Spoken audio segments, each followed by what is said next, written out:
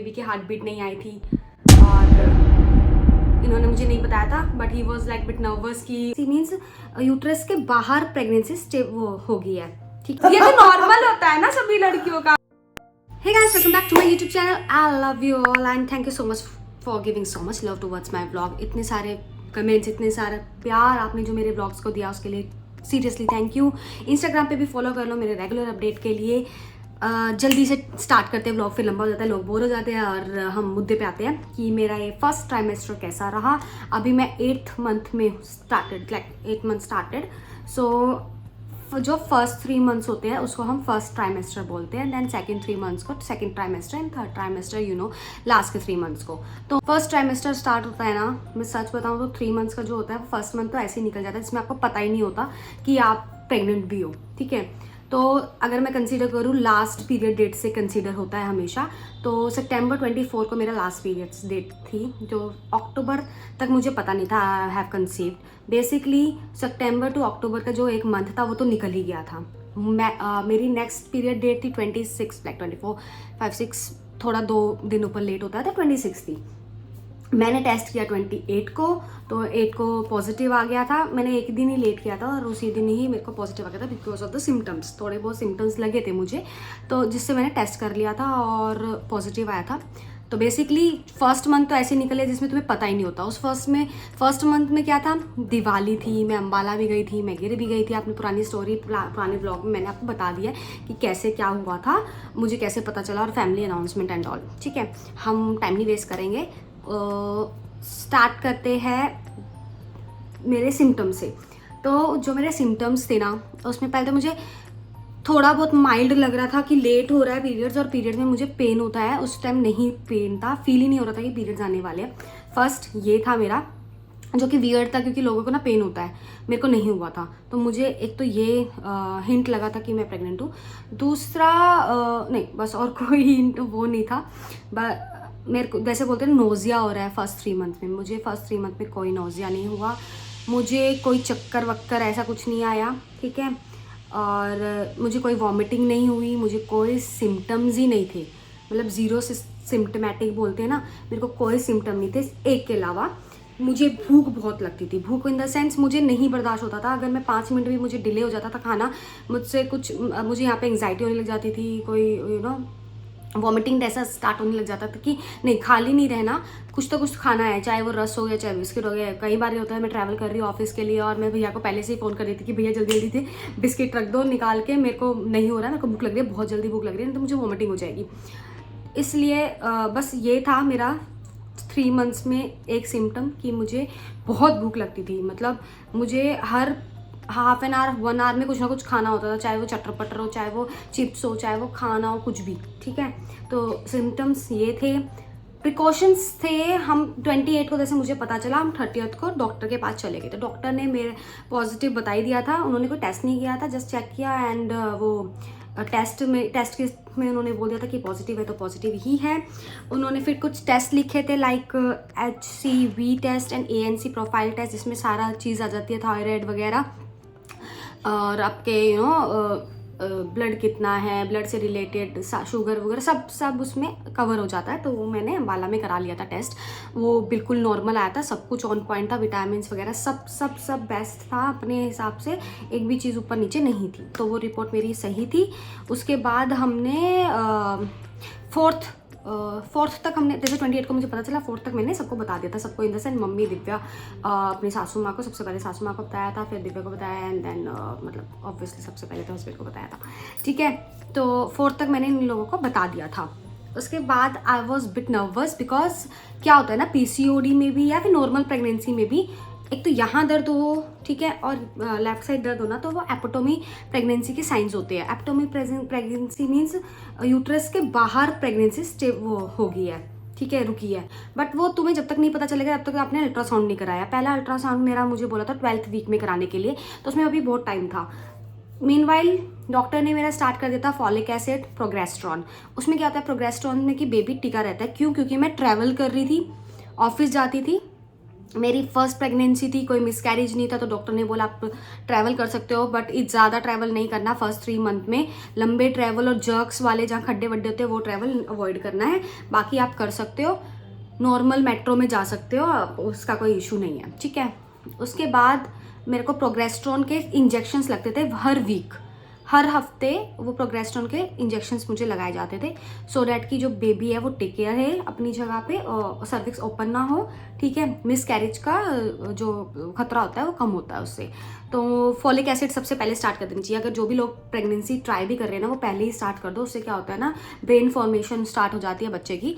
तो folic acid आपको continue रखनी है। फॉलिक एसिड तो मेरी सिस्टर ने मुझे बताया था, तो मैं पहले से ही ले रही थी। जब मैं प्लान कर रही थी, मैं पहले से ही फॉलिक एसिड ले रही थी ऑलरेडी, ठीक है। विटामिन डी आपको में अगर कमी है तो आप विटामिन डी भी स्टार्ट कर सकते हो उस टाइम ही। तो मैं मेरे को सिर्फ 2 ही टैबलेट्स बोली थी, फॉलिक एसिड प्लस प्रोगेस्टेरोन की, ठीक है। ये तो रेगुलरली लेनी थी। और इंजेक्शंस हर वीक लगते थे, जो कि पेन करते थे मेरे को। आई डोंट नो, कुछ पेन करे कुछ पेन नहीं करे मुझे, बट 3 मंथ तक तो मुझे लगे है वो, ठीक है। दिसंबर तक मुझे लगे है प्रोगेस्टेरोन। हर वीक में मैं जाती थी, और हाफ बॉडी तो मेरी सुनी हो, हाफ मतलब पैर तो वरना मेरा सुनी हो जाता था, ठीक है। सबसे पहले ना आप लोग अगर जब भी कंसीव करते हो ना, डॉक्टर्स को बताते हो और जो भी है, तो डॉक्टर को एक चीज़ बहुत ज़रूरी बतानी होती है कि आपका ब्लड ग्रुप क्या है और आपके हस्बैंड का ब्लड ग्रुप क्या है। मेरा ब्लड ग्रुप नेगेटिव है, उनका पॉजिटिव है। तो हमें एक 28th वीक में बहुत बहुत बहुत इंपॉर्टेंट है ये पार्ट, ये प्लीज़ स्किप मत करना।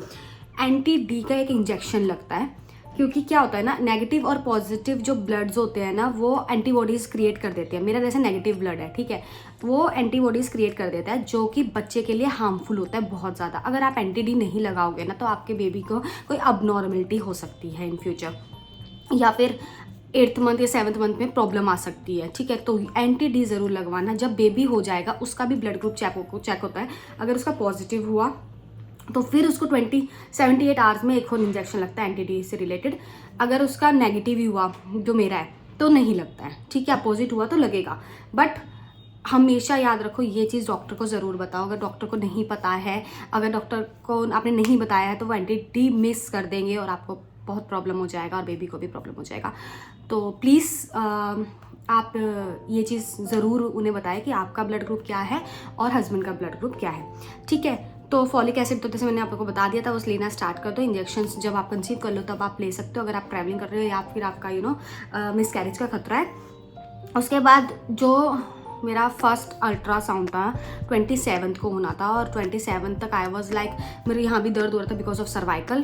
तो मुझे बीच में डर लगता था कि एपिटोमी प्रेगनेंसी तो नहीं है, पीसीओडी में हो सकती है, और कई बार पॉजिटिव आ जाता है, बट प्रेगनेंसी जब दिखता है अल्ट्रासाउंड में कि बेबी की हार्ट बीट ही नहीं बनी है, तो वो भी बहुत डर था। पहली बार मैं अल्ट्रासाउंड में अपने बेबी को देखने वाली थी और हार्ट बीट सुनने वाली थी। ऐसा जितना एक्साइटमेंट नहीं था, बट ये डर था कि आई होप बेबी सही हो, क्योंकि कोई सिम्टम्स नहीं थे। तो मुझे और भी डर था कि सच में प्रेग्नेंट हूँ भी या फिर फेक प्रेगनेंसी आई है, एपिटोमी प्रेगनेंसी आई है, जो कि आ जाती है, ठीक है। तो मेरा फर्स्ट मंथ तो ऐसे ही निकल गया बिना पता करे।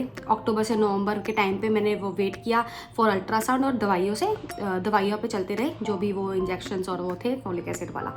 उसके बाद कुछ प्रिकॉशंस लेने के लिए बोला था खाने में, जैसे कि पपीता नहीं खाना, पाइनएप्पल नहीं खाना, बैंगन नहीं खाना, करेला नहीं खाना, मीन्स जो भी बेसिकली गर्म चीज़ होती है वो नहीं खानी।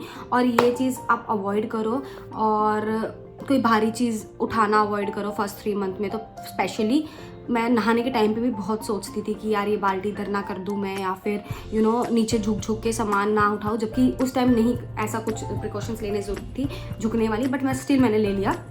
मुझे कोई सेकंड चांस नहीं लेना था, इसलिए मैंने बहुत अवेयरनेस के अकॉर्डिंग काम किया फर्स्ट 3 मंथ्स में। ट्रैवलिंग मैं करती थी, ट्रू, मैं अभी तक ऑफिस जा रही हूँ। अभी मैंने जस्ट मैटरनिटी लीव के लिए अप्लाई किया है। अब तक तो मैं ऑफिस जा रही थी, क्योंकि माइंड स्टेबल रहता है, तुम बिजी रहते हो तो तुम ओवर थिंकिंग कम होती है, स्ट्रेस फ्री होते हो, थोड़ा सा ऑफिस का भी सपोर्ट होता है, तो आप ऑब्वियसली बैलेंस कर पाते हो सब चीज़।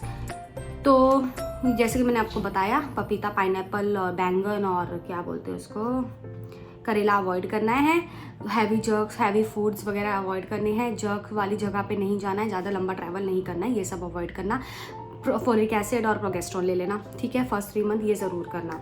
उसके बाद मेरा जब अल्ट्रासाउंड हुआ, आई वॉज सो हैप्पी। मतलब उन्होंने जब चेक वेक किया एंड देन हार्ट बीट सुनाई तो उन्होंने बोला सब कुछ नॉर्मल है, सब कुछ आपके डेट के हिसाब से हो रहा है, ये देखो आपका बेबी एंड वो आपके यूट्रस के अंदर ही है और आपका जो प्लेसेंटा है वो भी बिल्कुल सही है। I was like so happy.